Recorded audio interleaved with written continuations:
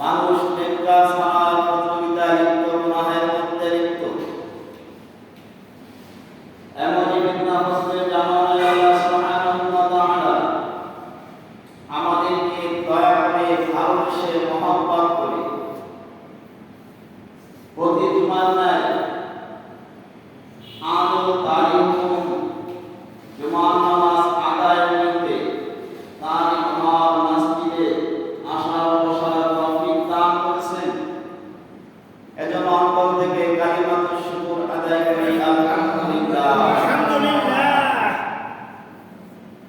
আল্লাহ রাব্বুল আলামিনের নিয়ামত তো সর্ব অবস্থায় নিয়ামতের মধ্যে ডুবে রয়েছে ইচ্ছায় অনিচ্ছায়, চাই বা না চাই।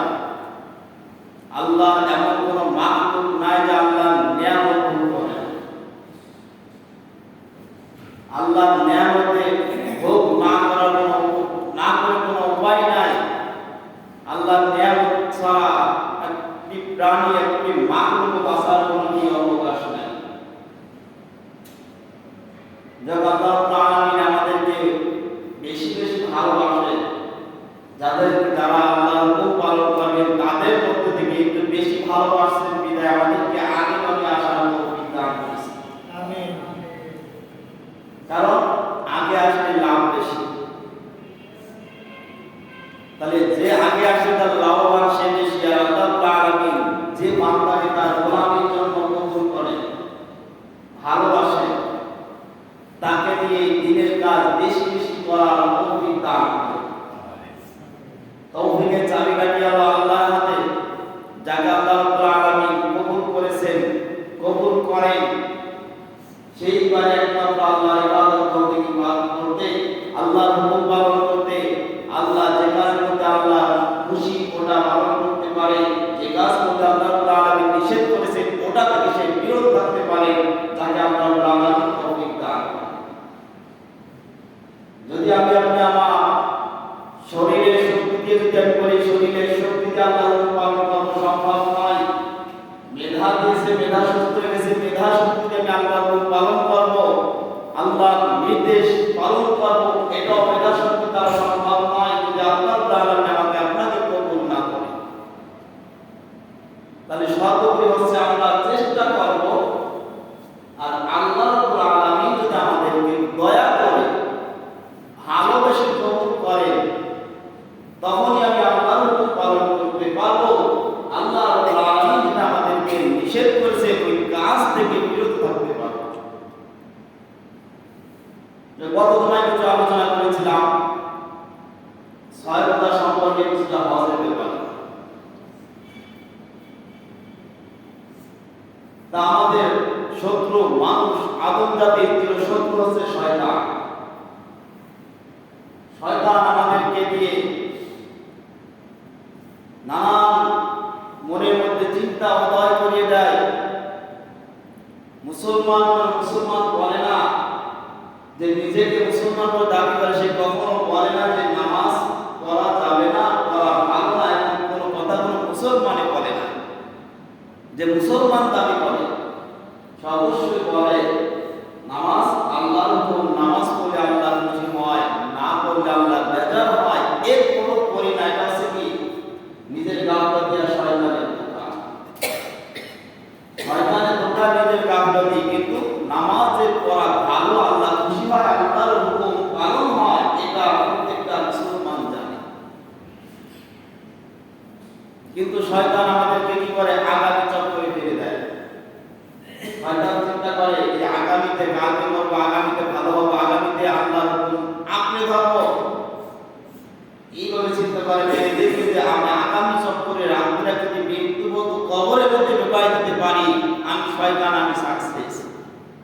তবে আল্লাহর সাথে ওয়াদা করে আসছি, যে আদম জাতির জন্য, যে আদমের কারণে আমি অভিশপ্ত হলাম, আমি ওই আদম জাতিকে আমি সঙ্গে করে নিয়ে জাহান্নামে যাব।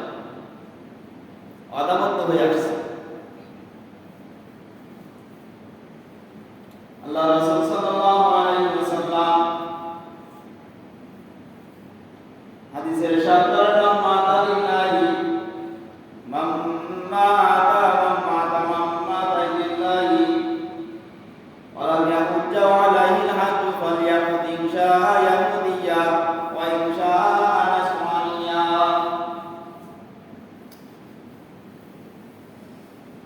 আল্লাহ রাসূল সাল্লাল্লাহু আলাইহি ওয়াসাল্লাম বলে আল্লাহ রাব্বুল আলামিন যাদেরকে হজ করার মতো তৌফিক দান করেছেন, হজ করার মতো বাইতুল্লাহ শরীফ যাওয়া আসা মতো যাদেরকে সম্পদ দিয়েছেন, তাদের উপর হজ করা, বাইতুল্লাহ শরীফ তওয়াফ করা ওয়াজিব ফরজ, এটা আল্লাহর বিধান, আল্লাহর হুকুম, ফরজ আইন, নামাজ এবং ফরজ আইন, সামর্থ্যবান ব্যক্তিদের উপর হজ পালন করা ফরজ আইন। যারা নামাজ পড়ে না তারা বলে আগামীতে নামাজ পড়বো, করি না, ভুল করতেছি, শয়তানের দোকায় করতেছি না, আসলে পড়া উচিত, তবে পড়বো ইনশাআল্লাহ, পড়বো, আগামীতে পড়বো। পড়বে না এমন কথা কোনো মুসলমান বলে না। আল্লাহ রাব্বুল আলামিন হজ করার সামর্থ্য দিয়েছেন, হজ করার সামর্থ্য দিয়ে হজ করার আদেশ করেছেন। এখন আল্লাহ রাব্বুল আলামিন তো সম্পদ দিয়েছেন, কিন্তু মুসলমান বলে না আমি হজ করব না, কথা বলে না। মুসলমান বলে আমি হজ করব, তো এই বছর একটু ঝামেলা আছে, একটু পেরেশানি আছে, একটু ব্যস্ততা রয়েছে, এই ব্যস্ততা শেষ করে ঝামেলা মুক্ত হয়ে নেই, আগামীতে আমি হজ পালন করব, আগামীতে করব, মানে করব না এটা বলে না, আগামীতে করব। মাম্মা দালিল্লাহি ওয়া ইয়াহুদ্দু আলাইহিল হাজ্জ ফালিয়াকুদ ইনশা ইয়াহুদিয়া ওয়া ইনশা নাসরানিয়া, যাদের উপর সামর্থ্য হজ সামর্থ্য করা, হজ করার সামর্থ্য থাকে, এই হজ সামর্থ্য হওয়া সত্ত্বেও যে হজ আদায় করলো না, আগামীতে করব, আগামীতে করব, এই চিন্তা করতে করতে আগামী চক্করে করে কবরে চলে গেল, আল্লাহর হুকুম পালন করল না, ওই ব্যক্তি ইহুদি হয়ে মারা যাক, নাসারা হয়ে মারা যাক, আমি নবী আমার কোনো পরোয়া নাই। কত বড় কঠোর কথা! যে উম্মতের চিন্তায় নিজে আহত রক্তাক্ত, তার মধ্যে উম্মতি চিন্তায় পেরেশান। এই দয়ার নবী বলেনি যার উপর আল্লাহ রাব্বুল আলামিন হজ করার মতো সম্পদ দান করেছেন, অথচ হজ আদায় না করে আগামীতে করব, আগামী বছর হজ পালন করব, এই করতে করতে আগামী চক্করে করে কবরে চলে গেছে, কিন্তু আদায় করতে পারে নাই, আদায় করার সুযোগ হয় নাই, ওই ব্যক্তি ইহুদি হয়ে মারা যাক আর নাসারা হয়ে মারা যাক, তাতে আমার কোনো পরোয়া নেই। এই যে আগামী চক্কর, এটা কি? এটা হলো শয়তানের একটা ধোঁকা, দিনের পথে একটা বাধা। আগামীতে নামাজ পড়বো, আগামী বছর থেকে রোজা পালন করব, আগামী রমজান এলে আমি পরিপূর্ণ রোজা পালন করব, সাথে সাথে সমস্ত গুনাহ কাজ ছেড়ে দিব। এই যে আগামী চক্কর, এটা কি? শয়তানের একটা বড় একটা ধোঁকা, দিনের কাছে একটা বাধা। আল্লাহ রাসূল সাল্লাল্লাহু আলাইহি ওয়াসাল্লাম বলেন দা'মা ইউরিবু ইলা মা লা ইউরিবু, দা'মা ইউরিবু ইলা মা লা ইউরিবু, যেটা মধ্যে সন্দেহ আছে, যেটা অনিশ্চিত, ওটা ছেড়ে দাও, যেটার মধ্যে কিছুটা নিশ্চয়তা আছে ওটাকে আঁকড়ে ধরো। দা'মা ইউরিবু ইলা মা লা ইউরিবু, যেটা নিশ্চিত ওটাকে কি আঁকড়ে ধরতে বলছে, আর যেটা অনিশ্চিত, জানতে সেটা অনিশ্চিত, আমি নিশ্চিত বলতে পারি না, গ্যারান্টি দিতে পারি না, যেটা অনিশ্চিত ওটাকে ছেড়ে দাও, ওটার পিছে দৌড়ায় না। এখন বলে আগামীতে করব, আগামী বছর থেকে আমি নামাজ পড়বো, রমজান থেকে রোজা রাখবো, আগামী রমজান পর্যন্ত বাঁচবো কি বাঁচবো না, কোনো গ্যারান্টি আছে? গ্যারান্টি নাই। আজ আমি যুবক আছে, আগামীতে বৃদ্ধ হব, যৌবনে যতটুকু আমার শরীরে শক্তি, মেধার শক্তি থাকবে, মেধার শক্তি যে প্রভাব থাকবে, যে কথা বললে শুনলে মনে থাকে, বৃদ্ধকাল এটা কি সম্ভব? সম্ভব না। আজ আমি সুস্থ আছি, আগামীকাল সুস্থ থাকবে কোনো গ্যারান্টি আছে? নাই। এজন্য আল্লাহ রাসূল বলেন দা'মা ইউরিবু ইলা মা লা ইউরিবু, যেটা কিছুটা নিশ্চয়তা আছে ওটার মধ্যে ওটা তোমরা আঁকড়ে ধরো, যেটা অনিশ্চিত, যেটা গ্যারান্টি নাই, নিশ্চয়তা নাই, ওটা তোমরা ছেড়ে দাও। তাহলে আগামী বছর হজ করবো, আগামী বছর যদি বাঁচবো কি বাঁচবো না গ্যারান্টি দেবে দিতে না পারে, তাহলে আগামী বছর করে না থেকে আমার এই বছরে আদায় করতে হবে। আগামী বছর করে না থেকে আমাকে এই বছরে আদায় করতে হবে, যেহেতু আল্লাহ বলছেন যেটা অনিশ্চিত, আগামী বছর বাঁচবে নিশ্চিতের কেউ দিতে পারে না, গ্যারান্টি কেউ দিতে পারবে না। তাহলে আগামী বছর করে থাকলে এটা আমার জন্য কি হবে? শয়তানের একটা ধোঁকা, দিনের পথে দিনদারি হওয়ার পথে বড় একটা বাধা। কারণ আমি তো মুসলমান, আমি জানি হজ করা ফরজ, নামাজ পড়া ফরজ, রোজা পালন করা ফরজ, পর্দা করা ফরজ, মিথ্যা বলা কবিরা গুনাহ। তাহলে আমাকে জানি সব, কিন্তু আমল করি না, চিন্তা করে আগামী থেকে ভালো হব। এখন আমি যুবক বয়স, এই বয়সে খুব আনন্দ উপভোগ করবো না, কবে করবো, একটু আনন্দ উপভোগ করে নেই। বয়স যখন ভারী হবে, বৃদ্ধ হবে, তখন একেবারে তসবিহ একটা হাতে নিয়ে আল্লাহর মসজিদে পৌঁছে যাব, দুনিয়ার ঝামেলা থেকে মুক্ত হয়ে নিজেকে একেবারে আল্লাহর জন্য অক্ষম করে দেব। কিন্তু সে আগামী যে বৃদ্ধ বয়স পর্যন্ত বাঁচবো কি বাঁচবো না গ্যারান্টি দিতে পারি না, কোনো মানুষ গ্যারান্টি দিতে পারে না। আর যেটা গ্যারান্টি দিতে পারবে না আল্লাহর জন্য অপেক্ষা করা, এটা কি শয়তানের পথ একটা ধোঁকা। এজন্য আল্লাহ রাসূল সাল্লাল্লাহু আলাইহি ওয়াসাল্লাম বলেছেন ইদানিং কমস, পাঁচটা জিনিস আসার পূর্বে অন্য পাঁচটা জিনিসের মূল্যায়ন করো।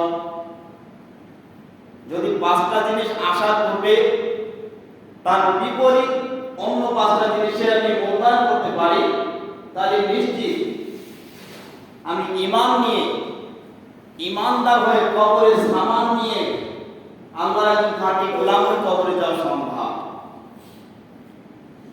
ইগতানি কমসান কবলা কমস শাবাবাকা কবলা হারামিক, বার্ধক্য আসার আগে যৌবনের মূল্যায়ন করো। বার্ধক্য মানে বৃদ্ধ বয়স। আজ আমি যুবক আছি, 18 বছর 25 বছর 30 বয়সের একটা যুবক। এখন যদি আমি চিন্তা করি এই বয়সে আমি একটু উপভোগ করে আনন্দ ফুর্তি করে নেই, যত আয়েশ মিটাই নেই, বৃদ্ধ বয়স যখন আমার হবে তখন আমি একেবারে আল্লাহ হয়ে যাব।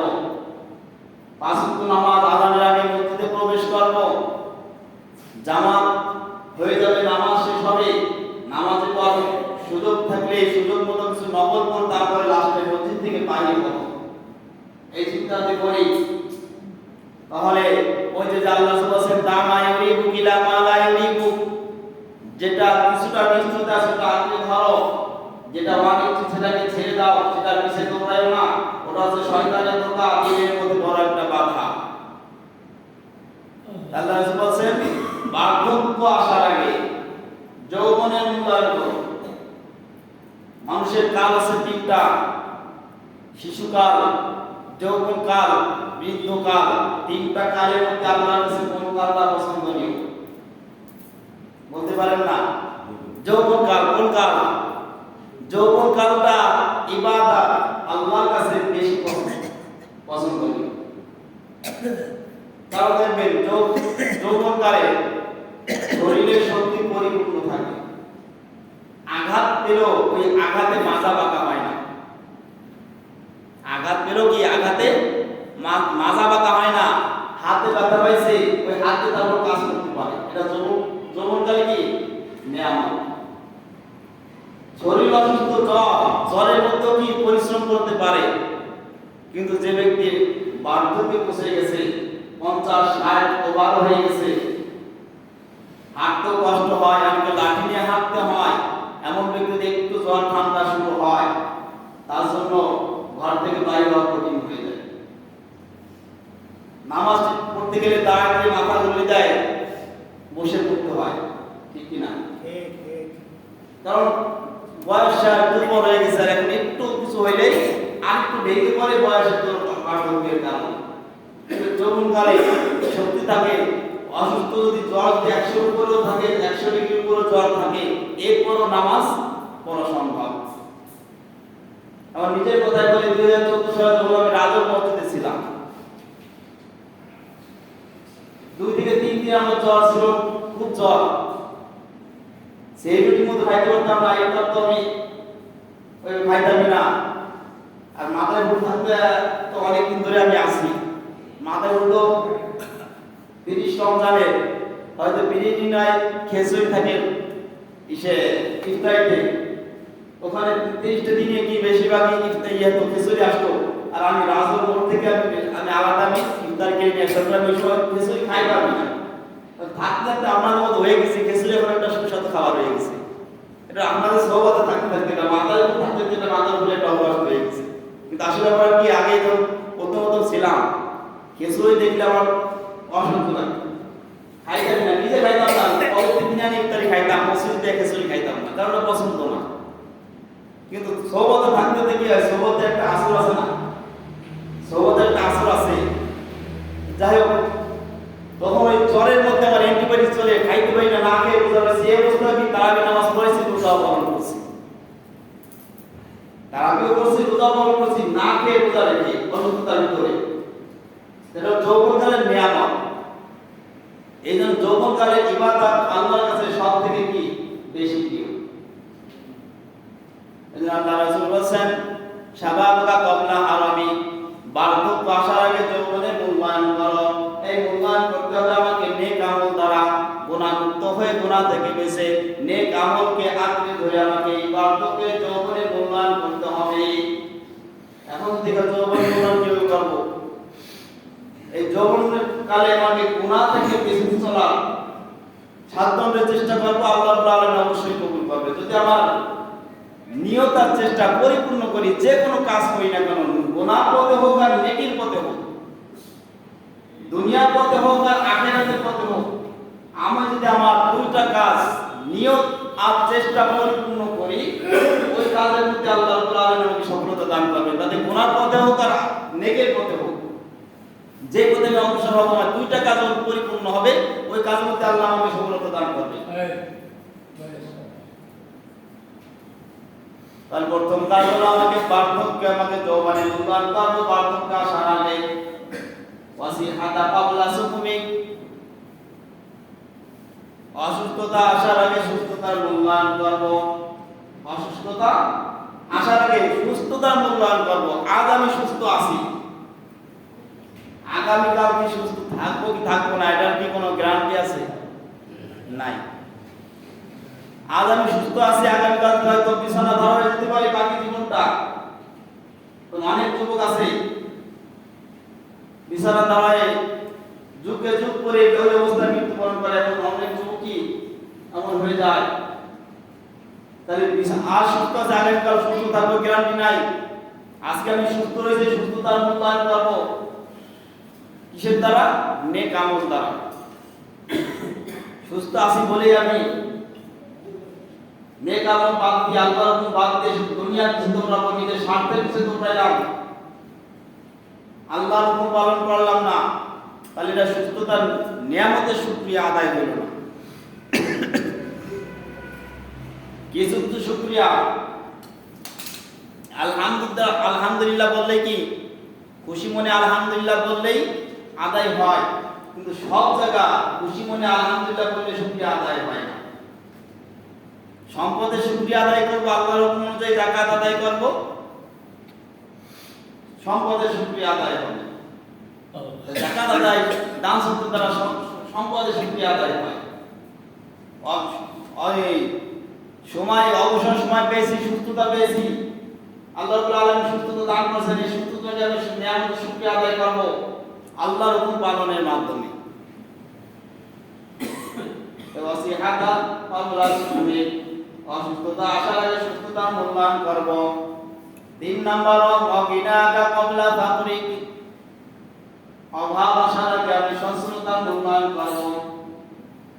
আজ আমার সচ্ছলতা রয়েছে, আল্লাহ রাব্বুল আলামিন সম্পদ দান করেছেন, এই সম্পদের হক আমাকে আদায় করতে হবে।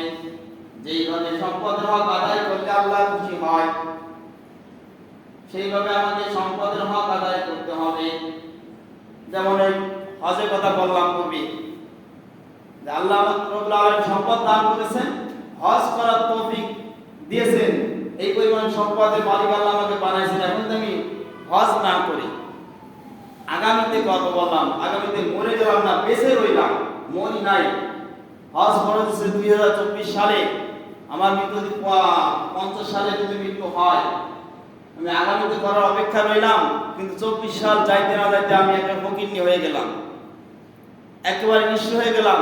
শরীর সুস্থ রয়েছে, মেধা সুস্থ রয়েছে, অর্থ নাই। মৃত্যুর আগে আমি 25 বছরের মধ্যে সম্পদ আল্লাহ আমাকে দেন নাই, তাহলে আমার জন্য একটা মহাবিপদ। আল্লাহর একটা হুকুম, ফরজ আইন পালন না করার অপরাধ আমার ঘাড়ে চেপে রয়েছে। আমাদের একজন একসাথে চাকরি করতাম, সে এখন বর্তমান সরকারি চাকরি করে, আমি তো কমি মাসে পড়াইতো। সে টাকা জমাইছে ঘর দেওয়ার জন্য, 10 লাখের উপর জমাইছে। এরপর ঘর দিছে, বাড়ি হলো ট্যাকের হাত।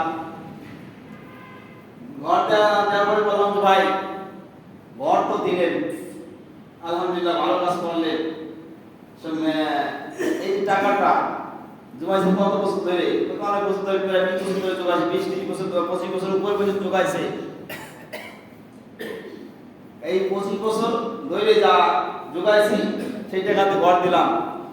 কাস্টমারটাকে এই টাকাটা ব্যাংকে রাখছিলেন না কোনো ব্যবসা বাণিজ্য কোনো কাজে ব্যয় করছিলেন?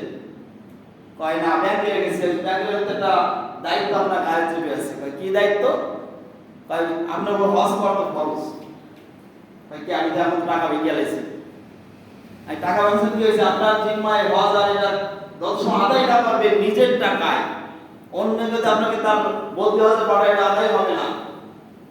নিজের টাকায় যদি আপনি আদায় না করেন, এই জিম্মাদের এই অপরাধ নিয়ে কবরে যাওয়া লাগবে আপনাকে। তাকে বুঝাইলাম, যেভাবে হোক আপনি হজ করার চেষ্টা করেন, ভারতের মাশাআল্লাহ, এখন যেভাবে হোক আপনি দিনা হইলেও আপনাকে আদায় করতে হবে। যখনই আমার সম্পদের পরিমাণ মালিক হব, আমার উপর একটা জিম্মাদারি কি হজ খরচ হয়ে যাবে। হয়তো সে মাসালা হয়তো অতটা গবেষণা করে নাই, তাই না জানার কারণে টাকা জমায় কি করছে, দায়িত্বটা গাড়ি এসে না বুঝে সব খরচ করেছে। এখন আর কবে সে জিম্মাদারি কবে আসবে, সেই সম্পদ আর কবে আসবে আল্লাহ ভালো জানে। যদি না এসে থাকে, যদি আদায় করার তৌফিক না হয়, তাহলে একটা অপরাধ, আল্লাহর হুকুম পালন না করার অপরাধ নিয়ে অপরাধের কবরে যেতে হবে। এজন্য আল্লাহ বলছেন, অভাব আসার আগে সচ্ছলতা মূল্যায়ন করো। আজ আমার সবল রয়েছি, সম্পদ আল্লাহ দিয়েছেন, কালকে আমার না থাকতে পারে, এই সম্পদের হক আমাকে আদায় করতে হবে। আল্লাহর হুকুম, আল্লাহর সন্তুষ্টি পথে ব্যয় করে আমার এই সম্পদের হক আদায় করতে হবে, শুকরিয়া আদায় করতে হবে। এইভাবে নেক আমলের দ্বারা যার উপর ফরজ, হজ আদায় কর। আজ আমার জিম্মাদারিতে আছে, সম্পদের মালিক, আমি চাইলে দান সৎকার করতে পারি, কিন্তু আমি করলাম না, মৃত্যুবরণ করলাম, ওটার মালিক আর আমি নাই। ওটার মালিক কি আর আমি নাই, ওটা হয়ে গেছে আমার পরবর্তী যারা রয়েছে ওটার মালিক তারা হয়ে গেছে। তারা ওটাকে যেভাবে ব্যয় করবে, তারা সেইভাবে ওটা ভোগ করবে। তারা যদি চায় ওটা দিয়ে গুনার কাজে লিপ্ত হবে, গান বাদ্য কাজে ব্যবহার করবে, অশ্লীলতা কাজে ব্যবহার করবে, তাদের সে স্বাধীনতা রয়েছে, কারণ আমি তো দুনিয়া থেকে বিদায় হয়েছি, ওটার মালিক আমি আর নাই, ওটার মালিক হয়ে গেছে তারা। যেভাবে মন চায় সেভাবে খরচ করার মতো ক্ষমতা আল্লাহ তাদেরকে দিয়েছে। এজন্য আমি আল্লাহ আমাকে ক্ষমতা দিয়েছেন, সুযোগ দিয়েছেন, এই সুযোগ আমাকে দান সৎকার করে সম্পদের হক আদায় করতে হবে। এরপর 4 নাম্বার, অফরাগা ক্বাবলা শুগলি, ব্যস্ততা আসার আগে অবসরের মূল্যায়ন করো। ব্যস্ততা আসার আগে অবসর সময়ের মূল্যায়ন করো। মানুষ দেখবেন যেদিন যায় সেদিন তার ব্যস্ততা বাড়তে থাকে, ঠিক কিনা? মানুষের ব্যস্ততা কিন্তু কমে না, বয়স বাড়ে ব্যস্ততার সঙ্গে ব্যস্ততা বাড়ে, বয়স বাড়ে সাথে সাথে বেশি বাঁচার আশা বাড়তে থাকে। কোন প্রাণী মরতে চায় না। 60 বছর যার হয়ে যায় সেও চায় না আরো কিছুদিন বাঁচি। যার 30 বছর সেও চায় কেন পুরোহিত বললাম না, আল্লাহ আমাকে মৃত্যু দিও না। এখন কি বৃদ্ধ হইতে পারলাম না, গোলাম সব প্রতিষ্ঠিত হতে পারে নাই, আল্লাহ তোমাকে মৃত্যু দিয়ে দেবে। এখন কিন্তু তার সামনে তার পোলাপান প্রতিষ্ঠিত হয়ে গেছে, নাক নাকতে বড় হয়ে গেছে, তারপর তার মনে চায় আরো কিছুদিন বাঁচি, আরো কিছুদিন যদি বাঁচতাম সুস্থতার সাথে, আশা করে, আশা থাকবে। আল্লাহ বলেন মানুষ যত বয়স হবে তার বেঁচে থাকার আশা তত বৃদ্ধি পাবে, এটা স্বাভাবিক। ব্যস্ততা সারাকে আমার অবসর সময়ের মূল্যায়ন করতে হবে। আজ আমার ব্যস্ততা কম আছে, আজ ব্যস্ততা কমের মধ্যে আমাকে আল্লাহর হুকুম বেশি বেশি পালন করতে হবে। কারণ ব্যস্ততা যত বাড়বে আমার নেক আমল করার সুযোগ তত কমে যাবে, ঠিক কিনা? ব্যস্ততা যত আসবে আমার নেক আমল করার সুযোগ তত কমতে থাকবে। এই জন্য ব্যস্ততা আসার আগে তোমার অবসর সময়কে আমাকে কাজে লাগাতে হবে। গুনাহ মুক্ত হয়ে নেক আমল বেশি বেশি নেক আমল করে আমার এই অবসর সময়টাকে কাজে লাগাতে হবে। 5 নাম্বার হায়াতাকা ক্বাবলা মাউতিক, মৃত্যু আসার আগে আমার এই জীবনের মূল্যায়ন করতে হবে। মৃত্যু একবার এসে যায়, আজরাইল আলাইহিস সালামের সঙ্গে যখন সাক্ষাৎ হবে আর আমার শরীরের কোনো শক্তি কোনো সামর্থ্য থাকবে না, চোখের ভাষা থাকবে না, মুখের কোনো ভাষা থাকবে না, হাত পায়ের কোনো শক্তি থাকবে না, স্তব হয়ে যাবে। যখন আজরাইল আলাইহিস সালামের সঙ্গে সাক্ষাৎ হবে, মৃত্যুর পূর্বে যখন দেখা দিবে, দেখা দেওয়ার সঙ্গে সঙ্গে আমার সমস্ত অঙ্গ প্রত্যঙ্গের ক্ষমতা আল্লাহ রাব্বুল আলামিন নিস্তব্ধ করে দেবে, একেবারে নীরব। না চোখের ভাষা, না মুখের ভাষা, না হাত পায়ের ইশারা, কিছুই চলবে না, অচল করে দিবে। তবে অচল হওয়ার সঙ্গে সঙ্গে আমার কবরে সামান, জান্নাতে যাওয়া, টিকিট ক্রয় করা, মূল্য সংগ্রহ করার, কি টিকিট গ্রহণ করা বা যে সম্পদ কিনতে লাগবে, টিকিট ক্রয় করতে যা কিছু লাগবে নেক আমল, ওটা করার পথ কি বন্ধ হয়ে যায়। যতক্ষণ আমার জীবন আছে, সুখে হোক দুঃখে হোক, আনন্দের সঙ্গে হোক আর দুঃখের সঙ্গে হোক, ব্যস্ততার মধ্যে হোক আর অবসরের মধ্যে হোক, যদি আমি আল্লাহকে আল্লাহ বলে রাখি, আল্লাহর কুদরতে অন্তর ঠান্ডা হয়ে যায়, খুশি হয়ে যায়। যতক্ষণ আমার জীবন আছে, মৃত্যু আসার একেবারে জীবনের মূল্যায়ন করতে হবে, নেক আমল করে কবরে সামান তৈরি করে আল্লাহর একজন খাঁটি গোলাম হয়ে আমাকে জীবনের মূল্যায়ন করতে হবে।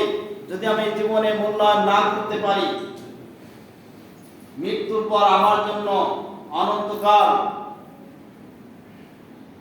কষ্টের ঠিকানা, দুঃখের যন্ত্রণার স্থান হচ্ছে জাহান্নাম আমার জন্য তৈরি প্রস্তুত রয়েছে।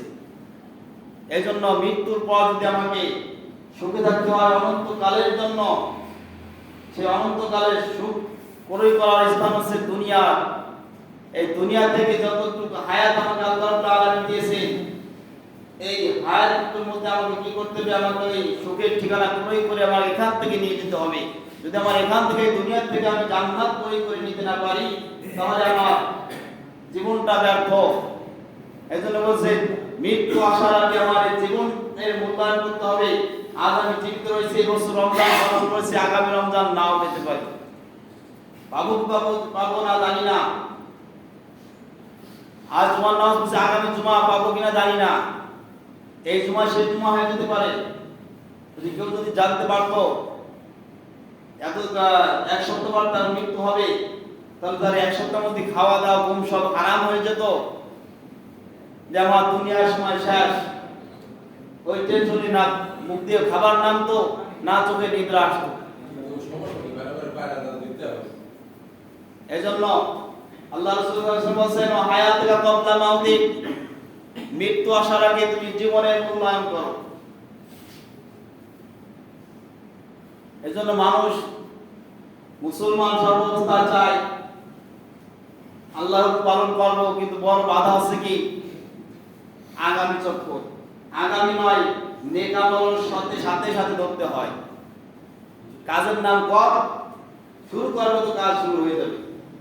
যদি বলি নিয়ে করি করি করি করি একটু পরে করি, একটু পরে একটু পরে করতে তো কাজ ধরা হয় না। আল্লাহ রাসূল সাল্লাল্লাহু আলাইহি ওয়াসাল্লাম বলেছেন ইন্না ফি ইবনে আদম মুদগাতান ইদা সুবহাত সুবহা সাইয়ু জাসাদিহি ওয়া ইদা ফাসাদাত ফাসাদা সাইয়ু জাসাদিহি আলা ওয়া হিয়াল কলব। বনি আদম, বনি আদমের মধ্যে একটা কি গোশতের টুকরা আছে, একটা গোশতের কি টুকরা আছে। এই টুকরাটা যদি দুর্বল হয়, অসুস্থ হয়, রোগে আক্রান্ত হয়, ওই আক্রান্ত হওয়ার কারণে অল বডিটা কি রোগে আক্রান্ত, অল বডিটা রোগে আক্রান্ত। ওই গোশতের টুকরা যদি সুস্থ থাকে, সবল থাকে, ভালো থাকে, অল বডিটা ভালো। ওটার নাম কি? আলা ওয়াহিয়াল কল, ওটার নাম কলব বা মন। কলব বা মন যদি দুর্বল হয়, অসুস্থ হয়, তাহলে অল বডিটা কি, মানবদের অল বডিটা কি অসুস্থ। এই কলবটা যদি সুস্থ থাকে, অল বডিটা সুস্থ। এই কলব অসুস্থ হয় কি দ্বারা? গুনাহ দ্বারা। কলব অসুস্থ হয় গুনাহ দ্বারা। যত গুনাহ করবে কলব তত রোগে আক্রান্ত হবে, তত দুর্বল হবে। আর যত গুনাহমুক্ত থাকবে কলবটা তত সবল, তত সুস্থ থাকবে। কলব যত সুস্থ থাকবে তার নেক আমল করতে তত আনন্দ এবং মজা পাবে। কলব যদি সুস্থ থাকে, নেক আমল করতে তার আনন্দ এবং নেক আমলের মধ্যে সে মজা অনুভব করে। কলব যদি অসুস্থ হয়ে যায়, তার নেক আমল তার কাছে কষ্টদায়ক মনে হয়, ভালো কথা ভালো লাগে না, কোরআনের কথা ভালো লাগবে না, হাদিসের কথা ভালো লাগবে না। কারণ বুঝতে হবে তার কলবটা রোগে আক্রান্ত। এই জন্য কলব পরিষ্কার করার ওষুধ আল্লাহ রাসূল বলছেন বেশি বেশি জিকির করা। আর আল্লাহ রাব্বুল আলামিন বলেন ওয়াযাকিরিনা আল্লাহ কাসীরা ওয়া যাকিরাত আ'তাল্লাহু লাহুম মাগফিরাতাও ওয়া আজরুন আযীমা। জিকিরের দ্বারা কি কলব পরিষ্কার হয়। আর কলব যতক্ষণ পরিষ্কার না হবে ততক্ষণ আবার আমলের মধ্যে মজা আসবে না। এই জন্য আসর সোহবতের বলছিলাম, সোহবতের একটা আসর আছে। আগামীতে করবো, আগামীতে করবো, আগামী চক্করে পড়া যাবে না। আল্লাহ রাসূল বলেছেন, মুসলিম শরীফের হাদিসের ঘটনা, আল্লাহ রাসূলের পূর্বে যুগের এক লোক 99টা খুন করেছে। কয়টা? 99টা খুন করছে। এখন তার মনে মধ্যে একটা অনুতপ্ত ভাব আছে যে ভুল করছি, ভালো হতে হবে, অন্যায় করছি, আর খুন খারাপি করা যাবে না। এবার সেটা ভালো হতে হলে তার কি ভালো লোকের সঙ্গ নিতে হবে। ভালো হতে হলে কি করতে হবে? ভালো লোকের সঙ্গ নিতে হবে। আর আল্লাহ তাআলা তাই বলছেন, ইয়া আইয়ুহাল্লাযীনা আমানুত্তাকুল্লাহ ওয়া কুনু মা'আস সাদিকিন। হে ঈমানদাররা, আল্লাহকে ভয় করো, ভালো হয়ে যাও এবং নেক আমলদের ভালো লোকদের সঙ্গে কি করো? উঠা বসা করো। ভালো হতে বলছে এবং ভালো লোকদের সঙ্গে উঠা বসা করতে বলছে। যদি ভালো হতে চাই আর ভালো লোকদের সঙ্গ আমি না নেই, খারাপ লোকদের সঙ্গ নিয়ে ভালো হতে চাই, তাহলে আমার জন্য বড় বাধা। শয়তানের ধোঁকা রয়েছে, নফসের তো ধোঁকা আছে। নফসে আম্মারা খালি খারাপের দিকে ধাবিত হয়। এই সঙ্গে খারাপ লোকের সঙ্গ, তওবা করলে তওবার পরিস্থিতি থাকা যায় না। এজন্য আল্লাহ তাআলা বলেন ভালো হতে হবে, ভালো হও, ভালো লোকদের সঙ্গে ওঠা বসা করো। এবং আল্লাহ রাসূলের পূর্বে যুগে ওই লোকটা 99টা খুন করার পর এখন চিন্তা করছে আমাকে ভালো হতে হবে। এবার মানুষের দ্বারে দ্বারে খোঁজে একজন বড় জ্ঞানী উনি কোথায় আছে। একজন জ্ঞানীর সন্ধান করতে করতে এক খ্রিস্টান পণ্ডিতের সন্ধান পেল। এবার খ্রিস্টান পণ্ডিতের কাছে তার বিবরণ জানাইল, এতগুলা খুন করেছি, এখন আমি ভালো হতে চাই, আমার ভালো হওয়ার কোন সুযোগ আছে কিনা। এবার পণ্ডিত বলে 99টা খুন করছে, এখন ভালো হতে চাইছো, তোমার ভালো হওয়ার সুযোগ নাই। সে কি হয়েছে? এখন সে তো বলে নিরাশ হয়ে গেল না। একজন জ্ঞানী গুণী পণ্ডিত মানুষ, শিক্ষিত মানুষ, তাকে বলছে কি তোমার আর ভালো হওয়ার সুযোগ নাই। এবার তার মধ্যে চিন্তা আসলো 99টা খুন করেছে, যেহেতু আর ভালো হওয়ার সুযোগ নাই, তা এটাও খুন করে ফেলি। যদি ভালো হওয়ার সুযোগ নাই, আমি তো অপরাধ করছি অহরহ, এটাও করি। পণ্ডিতকে খুন করলো, কিন্তু তার মনে অনুতপ্ত কাজ করতে আরো বেড়ে গেল যে আমি তো ভুল করেই চললাম, তা আমার কি আর কোনো ফেরার কোনো পথ নাই। এবার আবার একটা জ্ঞানী গুণী সন্ধান খোঁজ করতে করতে আরেকজন সন্ধান পেল। অমুক গ্রাম, একটা গ্রামে মানুষ, ভালো মানুষ বসবাস করে, জ্ঞানী গুণী আছে, ওই গ্রামে চলে যাও, একটা পথ খুঁজে পাবা। এবার ভালো হওয়ার নিয়তে সেই গ্রামের উদ্দেশ্যে রওনা হলো। রওনা হতে হতে মাঝপথে আজরাইল আলাইহিস সালাম তার সঙ্গে সাক্ষাৎ, সামনে হাজির। আজরাইল দেখলে কি কোনো মানুষ আর দাঁড়ায় থাকতে পারে? দাঁড়ানো থাকলে জায়গায় পড়ে যায়। অনেকে শোয়া অবস্থায় দেখো আজরাইলকে দেখে চোখ উল্টে যায়।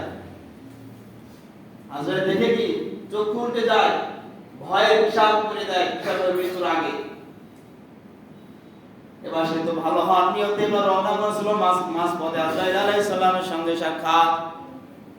এবার জান কবজ করার পর ওই রূহটা নেওয়ার জন্য দুই দলের টানাটানি শুরু করছে।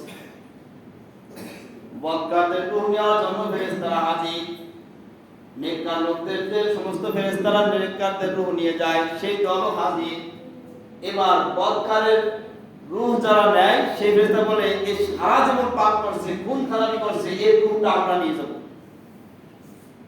নেককার লোকদের যে রূহ নিয়ে যায় ফেরেশতারা বলে না, এ তো ভালো হওয়ার জন্য, ভালো হওয়ার নিয়ত করেছে, খারাপ কাজ করবে না।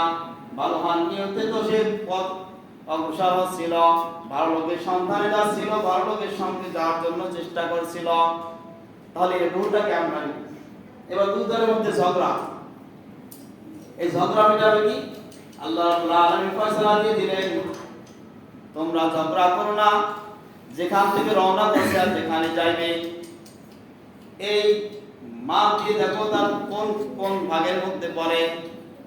মনে করেন হাওড়ি থেকে মাদারীপুর যাবে, মাঝপথে যে তার মৃত্যু হয়েছে। এখন হাওড়ি থেকে মাদারীপুর মাপ দেওয়ার পর দেখবে মিডিল পয়েন্ট কোথায়, মিডিল পয়েন্টের যে পাশে তার সে থাকবে সেই দলভুক্ত হবে। যদি বেশি অগ্রসর হয় তাহলে নেককার মানে ভালো কাজের দিকে চলে যাবে।